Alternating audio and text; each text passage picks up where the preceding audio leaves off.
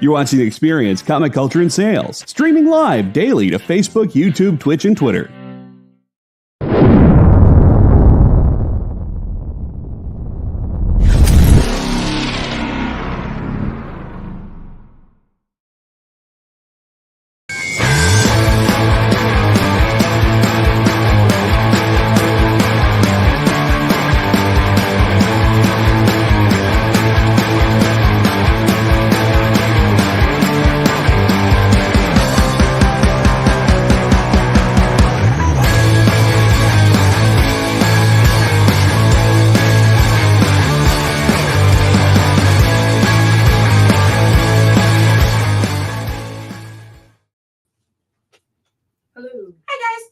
I'm liking and sharing it right now. So hopefully all of you guys can also do the liking and the sharing. Pizza. So my name is Jenna. I am the fabulous Shanice. Howdy. Hi.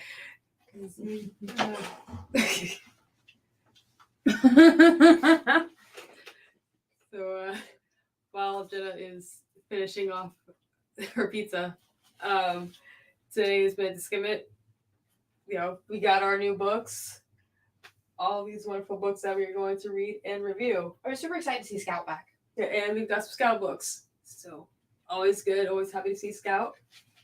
And you want to start while you... Actually, first, I want to know what's your favorite kind of pizza. I like Hawaiian pizza, but I've also gone into jalapenos and pineapple pizza. Who are you? Someone who likes pineapple. Pineapple's always good. Do you know what the best pizza is? This pizza. It's grilled chicken, pepperonis, and hot sauce. Just hot sauce. I'm not a big pepperoni person. It's just there. I get it. Not everybody is, but like that hot sauce though, right? Yeah. See? Pineapple. I love this chat already. They're fighting words. Fight you. Hello, Kenneth. Although I do think you could take me. I would put my money on Shanice winning in a fight. There's throw one orange at me. Throw one onion at me and I'm out. So, always good to talk about pizza, but I'm going to get super hungry, so I'm going to get 2 books. Yes, go ahead. So, I'm going to start off with Spawn, Unwanted Violence. Written by Mr. Fallen, and art is by the wonderful Mike Del Mundo. So this is a book that you will have to, at the very least, read Spawn number 300. Unfortunately, I didn't have enough time to read it, to read 300 before I read this, but you'll still be okay even if you haven't read it. But it does add some context for certain scenes. My first big highlight of this book, my pro for this book is the art is absolutely gorgeous. There is a spread where you see different panels on his cape that I wish I could show y'all, but for obvious reasons I can't show it because it's Tuesday. Tomorrow we'll take a picture of it. And it's just the art in this book is absolutely beautiful. And this isn't a knock against like Spawn as a franchise or the other books, but I genuinely wasn't expecting for Spawn to have like the best art this week. It's just crazy seeing Del Mundo's like colors and pencils. It's just beautiful, beautiful artwork. Is it kind of like the one on the cover? Yeah, so it's like on the cover, but even then the cover is just like a small little taste of what you're gonna see in this book. Basically the book is it's Spawn takes on certain social political issues going on right now. I can't even imagine Spawn taking on political issues right now. Right, and it's the kind of thing is right now. It's just kind of I feel like it's just like McFarlane's kind of take on it. There are some pages that's extremely hard to read, but I am curious about what's going to happen in issue 2 because something happens on the last page where it's like, you're not worried about Spawn, you're worried about the people surrounding Spawn because they're going to get whoops pretty badly. Needs more killing and fish people. Well, there's a lot of, actually it's funny, like, there's actually not a lot of killing in this issue, so it's not as, it's violent, but it's like, I thought, Spawn would have, like, dropped this person, like, the moment he saw him, but yeah, it doesn't quite happen the way that you would expect. I really dug it. I'm not sure if this is going to be like an ongoing Spawn series. I believe, just going by its issue, it's going to be like a mini series, maybe exciting. like 3 or 5 issues. But I really dug it. So I'm trying to imagine Spawn, using self-control and just not. Right, and that was the thing. So I'm not a super big Spawn person. Like the only Spawn thing I'm really familiar with is like the movie that came out in the 90s. I watched it the first time like 2 or 3 years ago. And the Spawn cartoon that I watched briefly when I was a kid, because it's like, oh, it's a cartoon. And if something happened, it's like, oh, that is not, nope, okay. This is not child appropriate. Yep, so Josh Meese is very confused, like, what is going on screen? But yeah, so I thought Spawn, he's like this. Keep David. Yeah, I definitely. Like, as I got older, I realized who the voice actor was. But I thought Spawn was like this agent of justice and vengeance. Like, the moment he sees something bad going on, he just, like, no questions asked. Just. I thought. You Dunskies now. Yeah, so I thought you have unsubscribed to life. Yeah, because I kind of thought that's what he does. But something happened in his book where I'm like, okay. No questions asked. This person is sick. You gotta like just take him out. Not even judge, jury. No judge, no jury. Just kill him. And Swan's like, "Hey, we gotta go." And it's like, now hold on. But you see a whole like monster creep here. Kill him. Like, why is he not dead yet? But I don't know. I mean, maybe I just gotta read those Spawn books. But yeah, definitely do recommend this if you're a Spawn fan. If you like seeing pretty pictures, which, let's be real, we all do because we like comics, definitely check this out because, yes, this art. Okay. So I'm going to talk about a book that I liked and didn't like at the same time. I loved parts of it, but there were 1 or 2 parts where I was like, I don't know about that. So this is from Scout's #1, Red Winter Fallout #1. So it opens with, the whole thing is set in Russian, and they show the, like, what are these called? Like the parentheses to show that everything is actually in Russian except for a handful of things. I thought it was really cool. They used real cities. They used real names. They even did, like, the cops that are in it in the very beginning even make this thing where they're like, hey, all of us Russians kind of look like this, right? And the one dude was like, I don't know what you're talking about. And the detective's like, bro, don't kid me. We all kind of have this look to us. And the guy's like, well, maybe.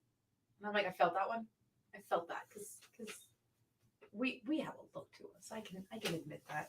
But so it opens up in an oil refinery with hundreds of dead bodies, and just like it looks like 2 gangs came together and just had like a shootout because they've had this like turf war going on for a while. And then there's just 2 random dudes and then a chick there, and like the main head bad guy of one of the gangs is like dead on top of the chick. And then the other 2, one has like a knife in his head, and the other one's just like missing half his face. And they're just like laying there. And the detective looks at him and goes, They don't have that look. I don't think they're Russian. And then the other dude's like, bro, come on. He's like, no. I'm the detective. No, we look like this. And I was like, man, I feel so called out. Wait, what? Who did their research? How dare they? I didn't like being called out like that, but okay. So yeah. And then it keeps going with, so then I'm guessing this dude escaped from this like hellstrom of like firefight, because then he shows up at the shop and he's like, let me in. And then he's like collapsed the door and they let him in. And then you skip over to the US and there's like a person who's having dinner with her husband, and then she gets a phone call, and then she goes to the office and they're like, we're going to send you because things and stuff. And she's like, oh no, not things and stuff. Okie dokie. I will have dinner another time with my husband. And then it goes over back to Russia, and this other gang's like, and this is the only part that I didn't like, because I feel like this is something that it's not universally known, but in Russia, all Russians kind of have this saying, we are not accepting of white supremacists. We are not accepting of Nazis. And it looks like we're going to have a gang of that. So let's see what's going to happen there. Like I can't say anything else without spoiling it. So I'm not going to say anything else. But like, that's one thing that Russia as a whole that's the one thing they can all agree on over there. Like, that's unacceptable shenanigans. I guess is the best way to like put it. You know what I mean? Like, yeah. So we're just gonna have to see how that pans out. But all in all, it was great art, great writing. They definitely did the research on some of the stuff. Like, being called out like that, I was like, oh no, do we have a look to us? We do. So yeah, and it is not for children because literally as soon as you open it, like those first like handful of panels is just dead bodies and blood everywhere. So I guess they made up for Spawn. I had 2 books that definitely made up for Spawn with the amount of dead bodies that was just like high up there. Okay. But again, so I'm excited. I feel like I have a feeling I know which the other one is. It's obviously gonna be Black Cloak and not Nemesis, right? Oh, for sure. Black Cloak, handful of dead people. Oh yeah. Nemesis is such a G-rated book. I don't know. Lazarus was kind of up there too, so we're just gonna have to see. All right, my next one is going to be Batman: The Adventures Continue, Season 3. So it reminds me of my bedtime stories. So I believe, and please correct me if I'm wrong, I believe this is the first BTAS related property to come out since Kevin Conroy's passing. So it was a bittersweet read because like. Of course, like anytime I read like a Batman comic, I can't help but read it in his voice. So of course, with this one, you have to read it in his voice. And if you picked up any DC book within the last month or so, or last couple of weeks, they've had a tribute to him, like a page, like he was the voice of Batman. Right. He is the voice of Batman. And the final issue and the final page of this book is that tribute. Oh. So. The book, I'm really liking the series. It's such a fun continuation of the of the cartoon that we've all watched when we were kids, and it was just like watching like an old episode or watching if it was still going on, like an episode of the series. So the nostalgia felt hard. Yeah, of course, it's down to the artwork, down to the writing, the characters. It's such a fun book. I hope more people read it, which I feel like more people are, since it's in like season 3 comic wise. And I would like to see at some point a revival of it, but of course without Kevin, it's hard to imagine it. I really like it. I really liked it. I really dug it. The story in it is there's a henchman that's obviously arrested, and he. Oh, that's totally fair. I feel like everyone, like, they've got, like... Oh, yeah. With how many Batmans that we've had, everyone reads it in a different... in their Batman. I'm sure people read it Batman as... with, like, Michael Keaton's voice. Oh, or, yeah. Maybe there's even people read it in George Clooney's. Maybe not a lot, but I'm sure there's that one person who does. Or Val Kilmer. Maybe Val Kilmer's too. I like Batman Forever. I wonder if there's anybody out there who reads it in Robert Pattinson's voice. Or is that too new?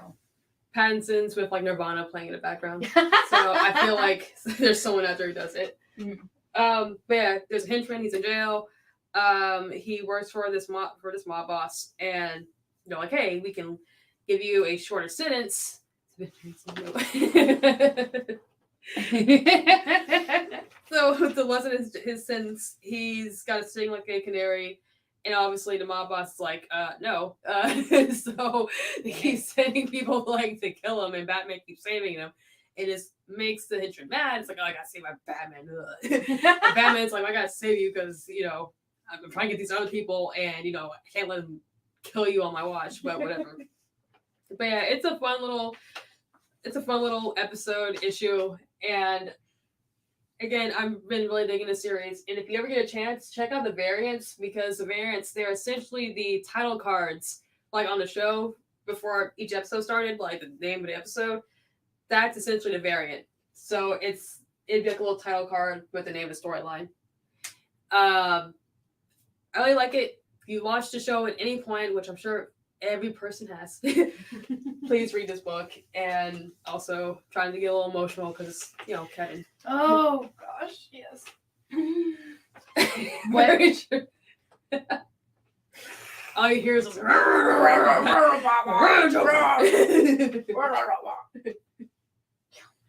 Vengeance. Okay, so speaking of Batman, Batman's kind of dying in this one. Kind of. Not really, but kind of. Like, okay, so this is DC Universe, Lazarus Planet Earth #1, but then it also says one shot. See, it says #1 and it says one shot. So, like,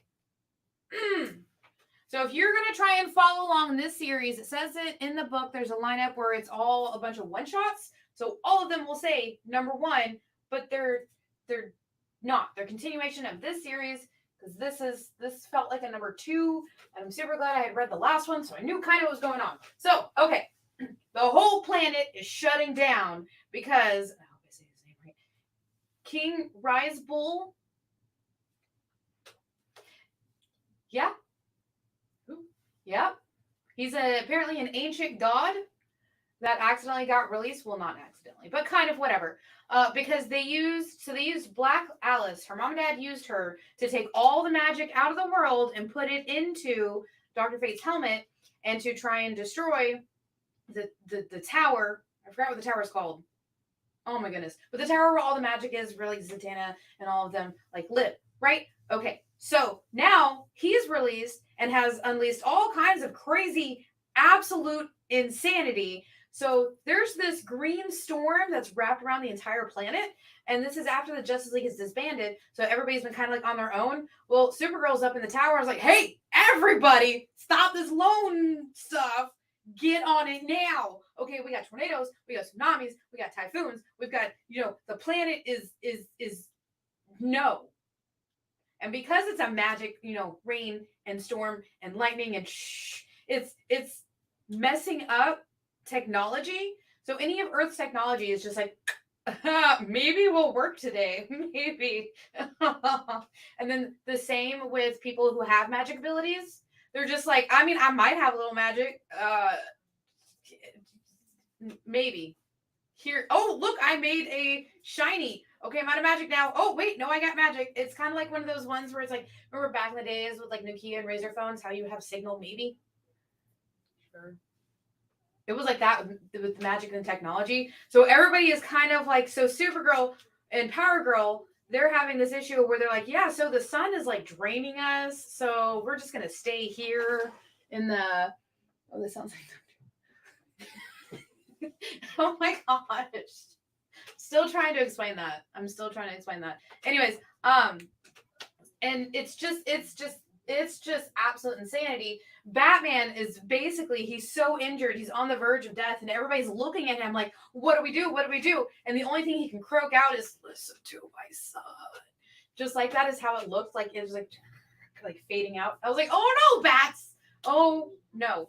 And so Robin stands up, Damian, as Robin in this one, is just like, okay, here's what we do. I'm going to team you guys up here. I'm going to team you guys up there. And you guys do have space technology, so maybe you guys will work. And so he sends Blue Beetle and Cyborg off to try and like take the stuff from the tower because they're trying to get all the magic stuff back. And Black Alice is sitting here just like, oh my gosh, I can't believe we've done this terrible thing. Rob, like, why? And only Monkey Prince is left because Robin's a jerk. And so he leaves Monkey Prince to try and get Black Alice to like, hey, use your powers to like take the magic away from the helmet. And she's like, not talking at all. And so he goes and sits with her and he's like, look, I'm this person. And I just want you to know, Robin's a jerk and I care about you. I know your parents didn't, but I really do think that jerk Robin over here does. And she's all like, this is actually my name. And he's like, oh, okay. I will sit here. And then like the only thing she says, she's like, Robin's a jerk. And I'm like, I feel this too hard. Damian, straighten up. Stop acting like a jerk. But anywho, it's literally going on in 17 different locations around the planet where they're just like, yeah. And then a surprise, they finally get to King. I'm not going to say his name again. King, what's his name? And guess who's there? Poison Ivy and Swamp Thing, who are all like, you're messing up the planet, bro. Stop. And they're like, how did you get here? And then Poison Ivy's like, everybody forgets I have a PhD in shutting up. We're killing him now. And they're like, we don't kill. And so, yeah, it's just, the sass level was so high in this book. It was very enjoyable. And then there's a big thing at the end that makes it feel like just maybe, this one time, they'll save everybody. And that's a quote from Doctor Who. And everybody knows how that one went. And the art was just like this, too. It was really nice. I really enjoyed it. Especially the whole planet being surrounded in a giant magic green storm. And one of the pictures is literally raining like sideways. Yeah. Like it's vertical rain. And I'm like, no, bro. Bro, no. No, I'm good. Like, I can only imagine where we're at. How bad the storms be, because we do get tornadoes, we do get hurricanes, we do get the flooding, we do get, I guess ice storms now. And so, droughts. oh gosh. Can you imagine how bad of a storm we would be getting here? It would be like a Cat 6 hurricane. Yes, knock on wood. So prayers for no Cat 6 or Cat 5 hurricanes. Yeah, he's right. It's supposed to be horizontal. So it's oh yes, I'm sorry, horizontal. I'm sorry, English. Sorry. But yeah, that's going on there. Planet Alpha. Yeah, I don't know if Batman's gonna make it. He looked rough. Gasp. But then again, I mean, it's Batman. I'm sure Damian will take over as Batman if anything happens to Batman. And then I guess we'll be okay. And then instead of saying Robin's jerk, we'll just say Batman's jerk. Which, fuck, you already do anyway. All right. Next issue is the Avengers War Across Time. This was a really fun, throwback Avengers issue. I like the dynamics of the team. Janet just boarding with everybody, Hank not having it. Cap just being like a big old Boy Scout. Thor being just like, oh, I'm the God of Thunder. So classic everybody. Yeah, so it's a classic Avengers story. Basically, Kang, he's up to his shenanigans. So it's nice to see Kang featured more. Can't imagine why that's happening, but it's always good to see Kang. It definitely is. So it's the Avengers from the 60s, the lineup, all that jazz. So if you dig that era of the Avengers, highly recommend this one. So Kang, he's trying to because he's frustrated with the Avengers, I gotta take him out there. Getting in my way. I hate him. So just like that too, right? Like, I hate him. It's the worst. They give him the ick. So they need to. That's right. So he's using he has their weapons from different points of time to take them out. So he gets one where he's like, oh, I'm gonna totally use this, and it's the whole card that he somehow got. Rude. So there's this Robo Hulk just tearing up New York, and it's well, this sucks. So they gotta take him out, and it's more insurance agents. That's all I gotta say. Yeah, pretty much. Oh my gosh! And what is the insurance even? It was a robot Thor. Does that mean it's covered by act of God or not? Because it's not an act of God. He's an act of robot.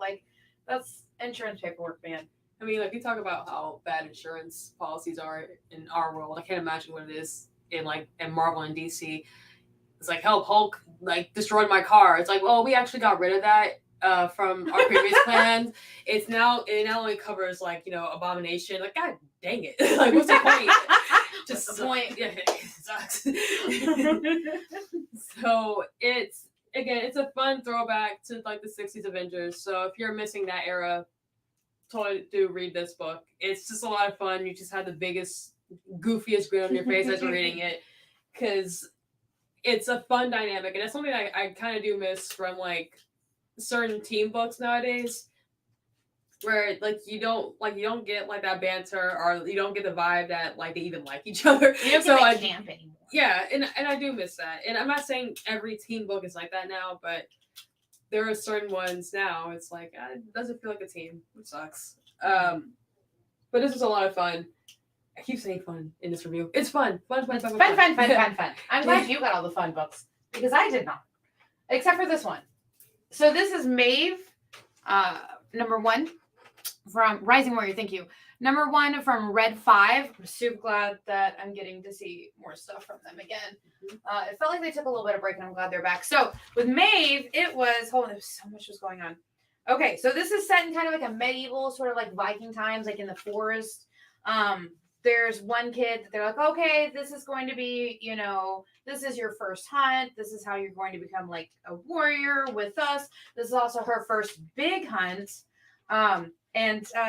You know what? She takes out a whole giant bear by herself because they thought it was a monster and everybody else ran away. And she's like, nah, man. Okay, let's do this. And she takes out this giant bear. And they're like, how did you do that? She's like, I did it. And then as she's all like, look, I did it, a whole group of people that were just supposed to be like lookouts come riding back on their horses, unalived. The whole group just like taken out. There's nobody alive left. And then she's like, okay, kid, you need to go. You need to go. And the kid's like, okay, I'm going to go. And they get back to the village and she's telling them what happened. And she's like, I just want to lay down. I'm so tired now. And then like the person who heals people comes in. She's like, all right, I'm going to heal you. By the way, here's a giant sword. And she's like, well, look at that. And then it just spirals from there. But like in a good way because, people. That would be a spoiler. Okay, so because things, she just wants to go to sleep. What have I said before? Let people take a nap. Just a little nap-a-rooney. Just a little nappity-doo-dah day. Like, naps are great. I love naps. Do you like naps? I love naps. We love naps. Let her take a nap. She just took out a giant bear and then found one of her best friends dead on a horse. Let her take a nap. A trauma nap. Trauma naps. Trenaps. Trenaps. I love it. Okay. Yeah, but I super liked it. The art was just like it is on the cover. It was full of action. It was like definitely a lot of like setup was going on in this book. And I can't wait because it feels like they have like built a whole world in this of like they have their own traditions. They have their own, like they're like, oh, you're the next big warrior of your group of people. And I'm like, okay, that's cool. That's cool. I like that. Here's a giant sword. It's like, I mean, cool. Do I get a nap? Like, thanks for all the cool stuff, but can I go to bed now? I like it, and I can't wait to read number 2. Maeve was fun. So is it just going by the cover? Is it like a sorcery book? Is it like because her outfit reminds me of like a mashup of Wonder Woman's and Xena Warrior Princess, which I did. So, oh my gosh, I don't know how to say it without spoiling. Adrenaline hallucinations quite possibly could be spirits or gods. Okay then. Yeah. When someone wakes up, the first thought is, someone give me a sword. She didn't even get to go to sleep yet. She was like, man, I'm going to lay down. Oh, wait, okay, you're going to heal my arm. And then the lady hands her the things. And then it's like, by the way, here's a sword that she pulled out of bloody well nowhere. So while she fought the giant bear, we don't know if those were actually hallucinations or not. That's why I'm like, I don't want to say yes, but I don't want to say no on if there is lay magic or not. So mine does not have possible magic bears. Oh, okay. So the next book is Godzilla Rivals, Rodan versus Ibira? Is that Ibira? Ibira. I like Ibira. Ibira. If y'all know how to say it, just let me know how to Just let us know if we're saying it wrong. Although from now on, that's all I'm going to be able to say. Ibira. So from my understanding, Godzilla Rivals is a series of one-shots. But I kind of wish that IDW just say like, hey, it's going to be like a mini-series because I feel like you got to read the other ones to understand what's going on. Yeah. It was okay. I'm not gonna be one of those people who are like, yeah, I needed more Godzilla because no, that's not. Even if it has like 5 minutes of Godzilla, it's still a good Godzilla story. But it's not like constant monster fights. Or kaiju fights. It's not. But I know I just said I'm not gonna be one of those people, but it's like I kind of want more Godzilla. Just an extra page of Godzilla would have been good. Yeah. But there is a page in here where you kind of see him like coming out from the depths that looks pretty dang on cool. And it's like, see, that was me, less humans, more kaiju. Yeah, it's just that's pretty dang on cool. But it's like, oh, okay then, and it's like a different, it's like a art shift. I want to say, but same artist. But it's like I want more of this. Yeah. So I can really say is if you're expecting like a lot of like monsters, a lot of kaiju in this is not the issue. I feel like there wouldn't be a whole lot of plot or story if it was just two kaiju fighting. Yeah, but there was barely any plot with humans in it, so it's like I retract statement. Never mind. So it's like I'm not trying to like be too down on it because the characters were pretty neat, but I didn't really have any attachments to them. Like even like the super awesome scene with the human character, it's like okay, cool. I guess Go off. Yeah, it's like a go off. I don't know, like it was good, but I feel like maybe if I check out the other Godzilla Rivals books, I would kind of like maybe they're making a giant overarching story, but not like trying to connect it too much. Right, but it's just one of those things. Like it's technically a one shot, but it's like I feel like if you're gonna have like a one shot story, it should be self contained. Like it shouldn't like tease any other storylines. So I don't know. Trust me, I get it. Yeah. So you understand. Yeah. I mean, again, the kaiju fights that did happen, it was pretty legit. But other than that, it's like, it's okay. So, speaking of overarching storylines, but technically being one shots, so this is Grimm Space. So this is a retelling of Jack and the Beanstalk, but like in space. Oh. So Jack is the mechanic on this ship, and he's trying to build this robot. But the robot's like apparently too polite and is not quite like understanding exactly what's going on. And so like the security and the captain, mom, are all like, shoot it. And the security dude's like, bam. And he's like, dude, I could have fixed it. And she's like, look, you're not here to do that. You're here to go fix the engine. Like, go off and do that. And then they go to port and they're like, okay, we'll take your broken robot and go get more supplies. And so he takes his broken robot, and he sells his broken robot to this dude, and he gets this thing that's, instead of beans, it's coordinates. And so they like throw it because they're like, why didn't you get us supplies? He's like, these are coordinates to all the supplies we need. And they're like, no, we need actual supplies. Whatever. The ship's fuel thing needs thingies. And he's like, fine, I'll go do the ship fuel thing that needs thingies. And, you know, then they're all asleep. And then all of a sudden they wake up, like the thing does whatever it does. They wake up and they're somewhere else in space now. Because coordinates. Mm-hmm. Coordinates, and there's a docking ship called the Beanstalk. So they send Jack, and then there's this giant ship, like 100,000 times bigger than any ship they've ever seen. And because it's Jack and the Beanstalk, what do we find? A giant. And gold eggs. And so he goes to take a gold egg. And this is what got me, like, I was laughing so hard, is the alien jumps up, which, by the way, this is what the alien looks like, but like 100 billion jillion times bigger than anybody else. He goes, fee-fi-fo fum. And I don't know why I thought that was so funny. It was so funny. I deeply enjoyed it. And it does lead up to, and I'm just guessing, I am just guessing, based off of what I read, I think the next story might be Pinocchio. Because of the robot in the beginnings. I don't know. You'll have to read it and you'll have to think of it yourself. And also, it does feel like this is building a big story arc. But they all say one shot on them. So, it's a self-contained story. It is. And I'm guessing it's leaving breadcrumbs for what's going to be the next one. I was gonna say a glass onion spoiler, but I realized you haven't seen it yet, so I won't. Oh. We gotta have a conversation about what the words one shot means. Yeah, we're gonna have to words. Okay, because these one shots, they don't feel like one shots. They feel like it's call it a 1.2 or 1.5 or something. Or like something, please. Please stop calling them one shots because they all connect.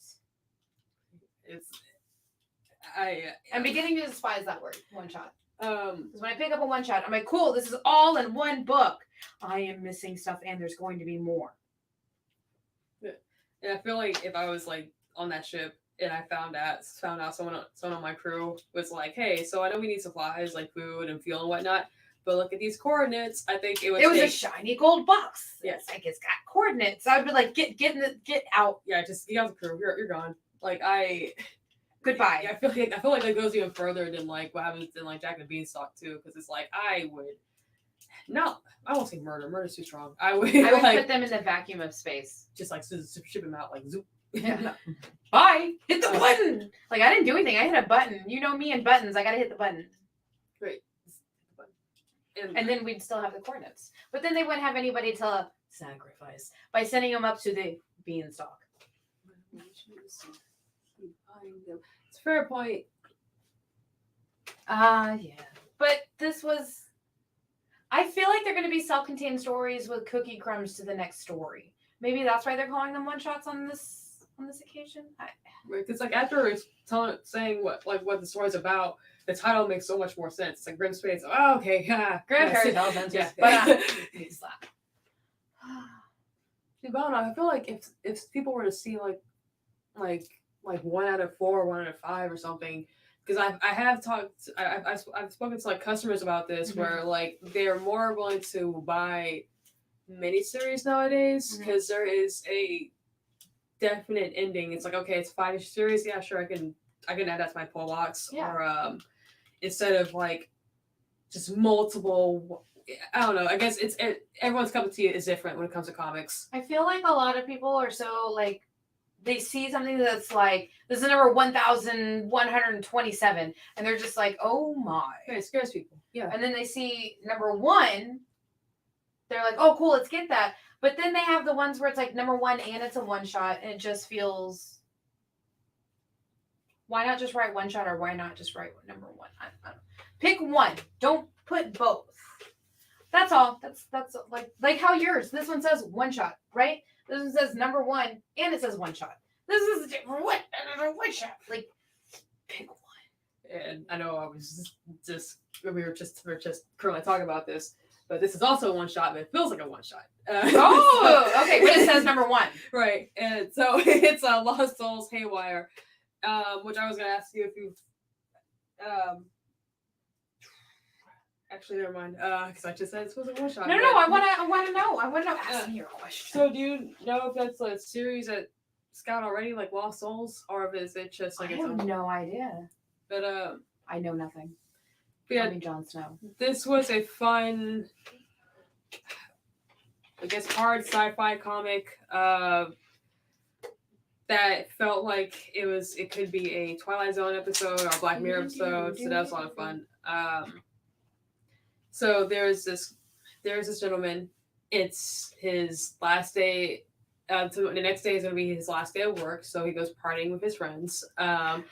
Because that always goes well. You do it after the last day, not before the last day. Right? Because I feel like you're like jinxing it by doing that. Oh my goodness. So whatever happens, he asks for it. Right. So he goes to the party. Of course, things go awry, and he's like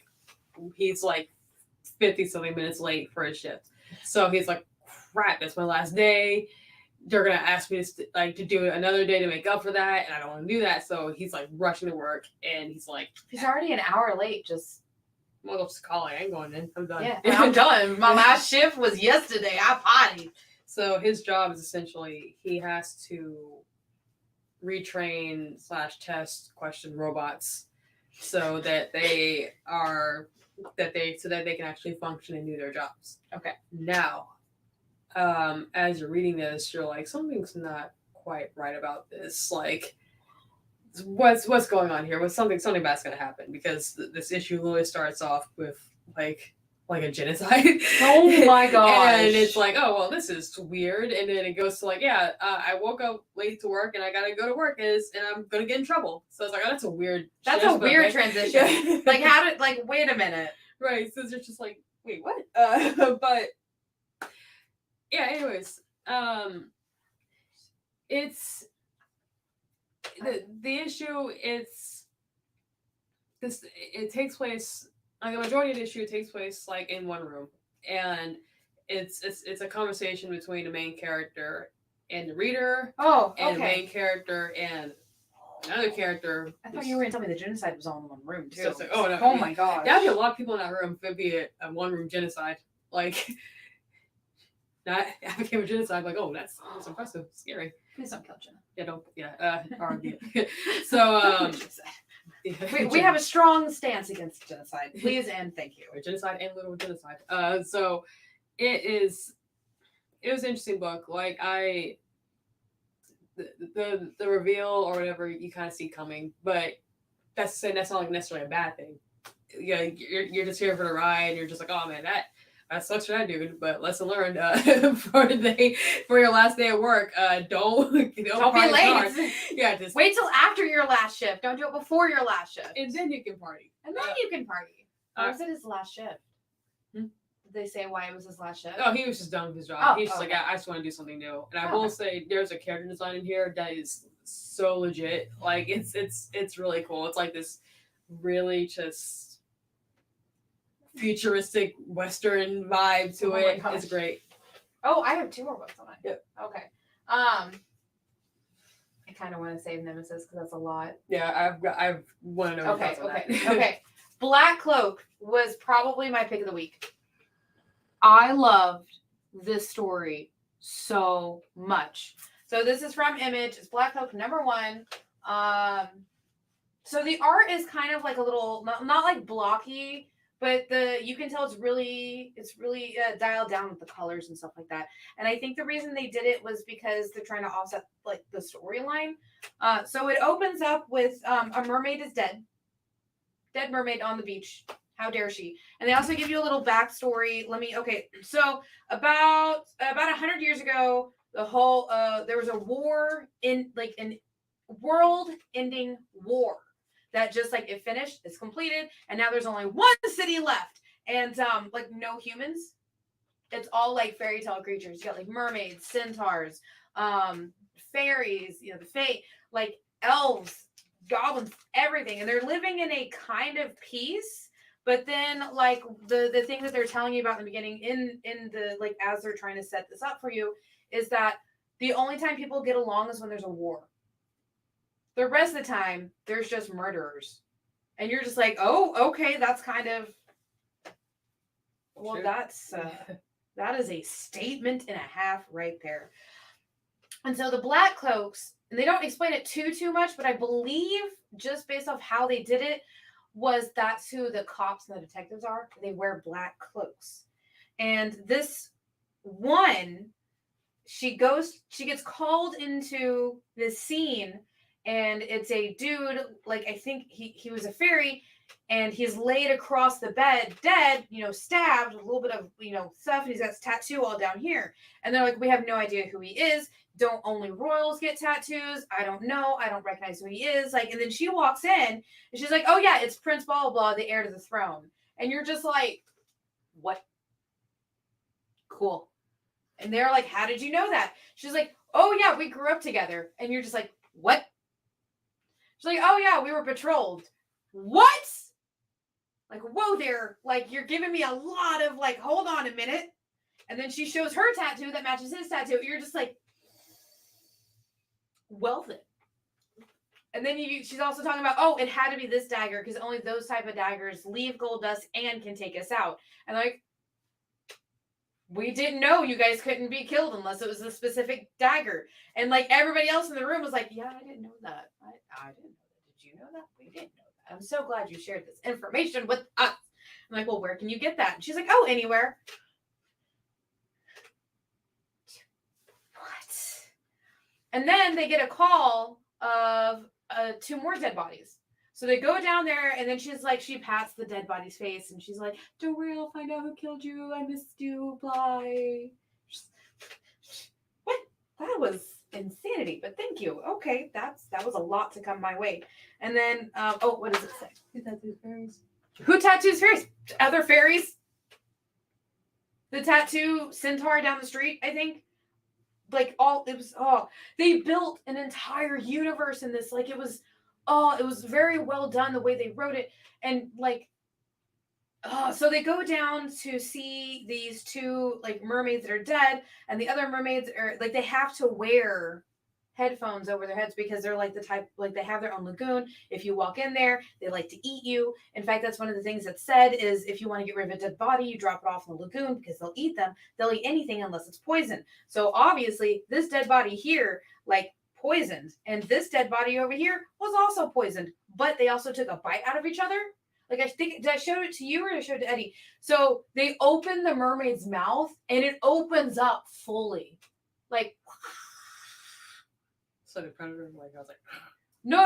I mean like a shark, or like a snake that can unhinge their jaw and their cheeks get wide.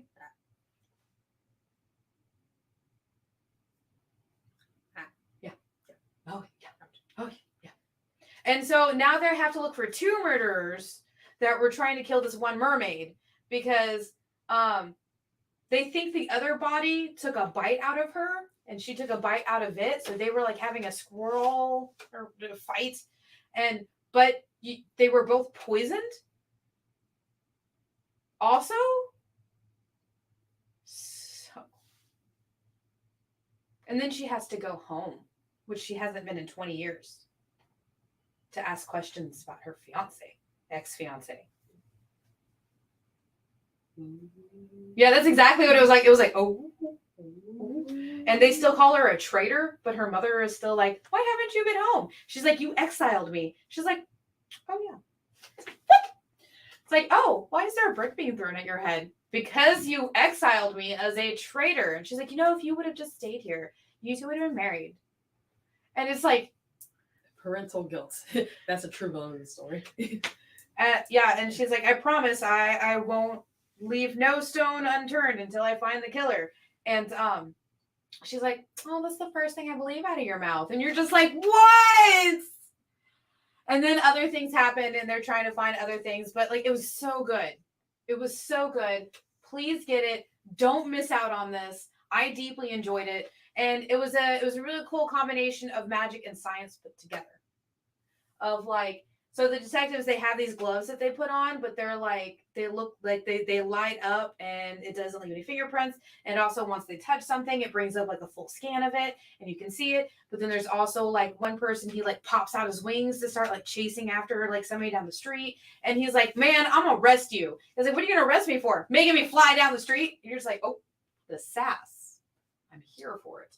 I love it. I'm digging the fact that like with this book, and kind of say there's something just deeply, darkly funny with the fact that we are only 10 days into 2023, and there have already been 2 comics featuring two dead mermaids. Yeah. So it's, I don't know. I think it's the year of killing off the mermaids. Is that what it is? Yeah, I guess mermaids, it's not your year. It's not your year, mermaids. If you're a mermaid and part of a comic universe, I suggest you hide because these writers are coming for you. Because it's interesting. Yes. Can you flap your wings again? There, okay? Happy? Okay. But that was my pick of the week. I deeply enjoyed it. The art was definitely a little different. And getting to see, so the way that they looked at the mermaid's mouth was they unhinged the jaw, so it just lays open like this. And it's just fangs everywhere. And then they like opened up like her cheeks so that because like they stretch. And they're like, oh, look at that. I think there's poison and something in her teeth. And they're like, oh my God, can you do that? Like, God, she's dead. We need the evidence. You're just like, oh, there's another one over here with a chunk taken out of her. Should we look at her? And they're just like, rude. But I loved it. I deeply enjoyed it. Oh my gosh. I can't wait to see all, because you see in the background, it's all kinds of like creatures of all different fairy tales in there. You're just like, that's cool. That is so cool. Yeah. Let's see. Jay, I really started interested more fish people. All right. Let's talk about this. This was actually a tie for my favorite book this week. This is Nemesis Reloaded. And it actually starts off with a thing from Mark Millar talking about how this was strange for him to be redoing his own book. And he was like, but I liked it. I got to update it. They kind of touch on COVID for a minute. They kind of touch of like a little bit of what's going on in the world right now, just for a second. This dude right here is sick of everything and everybody. And for the last, I think he said 15 years, he's been planning this thing that he plans on doing things to in LA. And it is not good, because the very first thing he does is he just like yeets a whole bunch of people into this pool with like goggles on. And it's like there's 100 people in there. And he's like, by the way, the only way, if you reach into your pocket right now, you will find a weapon. And they're like, I don't want to do this. And he's like, then you're going to die, and just shoots him. And he's like, the only way to get out of this pool is to kill everybody else. And up in the stands, like, it just starts becoming a bloodbath mayhem. Bloodbath mayhem. And then behind him, he's like, by the way, guys, if you don't want this to be you, you're going to leave me alone for the next 7 days. And everybody's just like, oh. And then all of a sudden there's just the one dude is standing. He's like, did I win? And he's like, bam, yeah, you won. Couldn't you have told him you won and then killed him? Like, what? Why? So, and that's just the first like 4 pages. Maybe 5. Like, oh yeah, this made up for Spawn. Oh my gosh. And so the next thing he does is he actually robs a museum of like all the jewelry, but the first thing he does is he takes swords, because there's this big banquet going on to raise money for the museum, and he slaughters everybody terribly. Even one dude's like, dude, I'm just security guard, I'm tired, I want nothing to do. And he's like, slice. You're like, ooh, dude was just doing his job. And he's like, I'm so sick of the world and what it's doing, I'm having fun now. And you're just like, you're wearing all white with a white cape. Dude, that's going to be like a lot of bloodstains. How do you get all that out? Every single time you kill somebody, you come back and it's all like pristine and clean. Like, where are you getting your clothes cleaned up? What magic sorcery do you have to get that much blood out of your clothes every single day? Or does he just have that many outfits? I mean, he did say he was only going to be there for like 7 days. Yeah. Yeah. Oh, yeah. Oh, yeah. It is so wild. It is so good. But yeah, so it's this dude is sick and tired of everything and everybody that's been going on in LA. This is all in LA. He's like, oh yeah, I've been playing this for like 15 years and it's going to take me 7 days and I'm going to make LA wipe themselves out. And you're just like, how? I mean, go off. And then after that, what does he do next? Sorry, give me 1 sec. What did he do next? Oh, here it is. So then he robs the entire museum, right, of everything. And he sells it off. He has a few $100 million now. And he goes on live TV. And he is like, hey, guys, I have plans. And then he shoots a cop in the street. He's like, I'm sick and tired of doing this stuff. I have a plan. I'll be gone in 7 days. But the only way I can get my plan done and get out of your hair in 7 days is if all the cops are taken out. So for every cop you citizens out there take out, I'll give you 10 grand. And everybody's just like,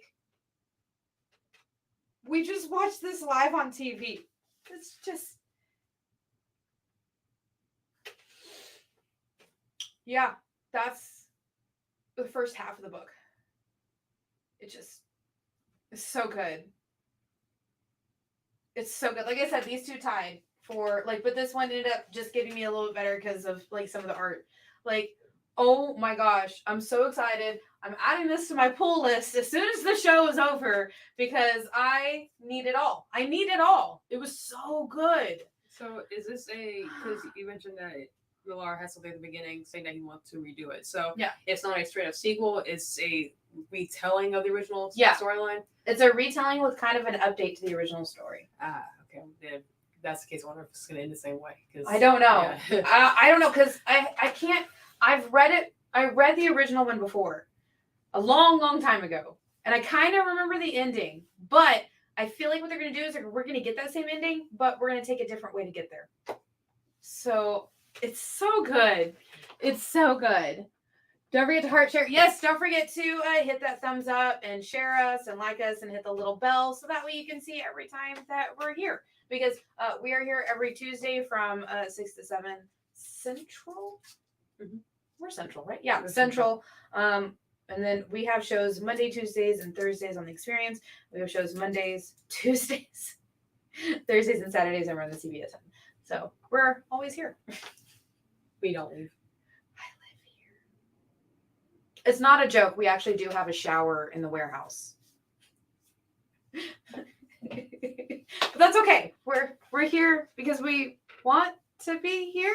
We want to be here. We like We wanna comics. be, yeah. We love comics. We love comics. So we worryingly degree. I mean, look at what we just read. So yeah, all this.